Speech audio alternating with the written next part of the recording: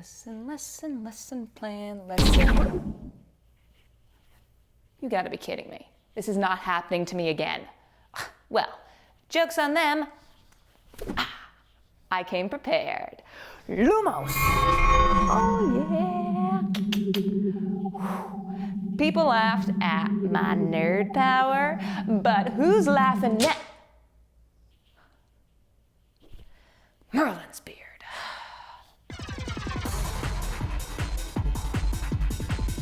Welcome back to Film Tricks with Daryn. My name is Daryn. I'm here to teach you some fun filmmaking tricks, tips, and how-tos with a sprinkle of my own flair. Now, I told you all I wouldn't be gone long. I'm back here at NJ Film School, and I have a Harry Potter-inspired film trick for you all. So let's jump right in before I hear action. First is gathering the subject, me, and our prop wand. Second is gathering the camera. I'm using my iPhone along with an app called Filmic Pro, which allows me better control over the footage that I'm shooting. Third is lights. I'm using 2 LED Draycast lights from the side to light me and the room, because without lights, the shot is too dark and very blah. That's a technical term. Last is sound. The mic on the camera is far away and not great, so I'm using my wireless microphone clipped onto my shirt recording all of my lines. With the subject and all the filming gear ready to go, now comes filming time. The filming for this is super easy. You film this as just one continuous take and pretend that the lights go out. Once it's filmed, it's time to move on to the magic that is editing.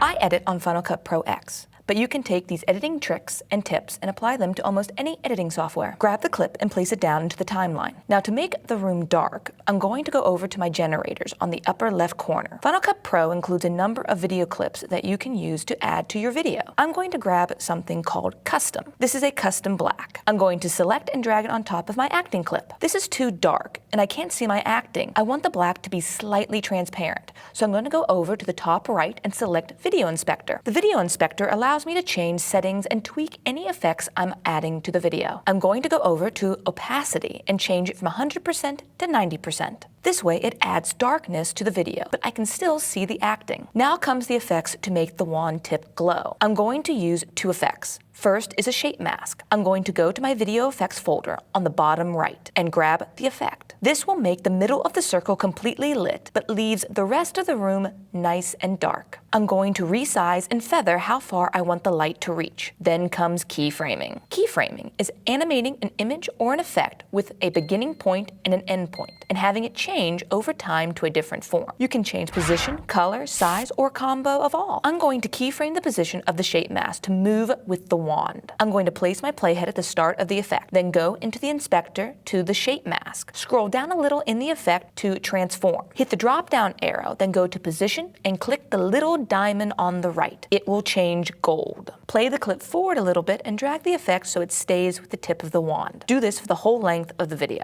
or how long the effect lasts. When I play it back, you can see that the effect is moving with my movements. The second effect I'm going to add is a lens flare, because I want there to be a magical light source at the very tip.